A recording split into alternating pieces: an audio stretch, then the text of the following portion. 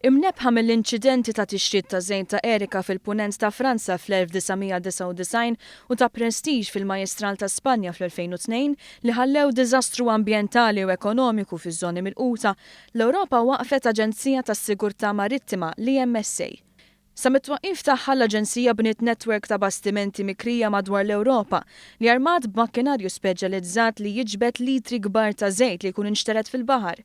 Sissa IMSA għandha taħt il-kontroll tagħha sbatax-il vapur madwar l-Ewropa, 2 minnhom f'pajjiżna.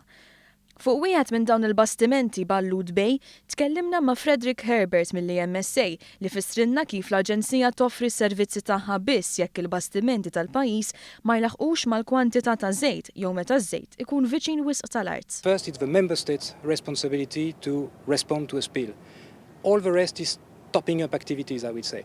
Of course, if it is in such a location and they think that the EMSA vessel is useful to do the business, they can ask for the vessel to enter into action.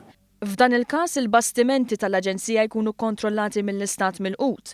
Herbert fakkar li l-ħsara ekoloġika xorta ssir, iżda bir-rispons maġġel kif toffri l-kumpanija permezz ta' bastimenti sparpaljati f'żoni strateġiċi, id-diżastru ikun limitat. We try to minimize the extent of the damage.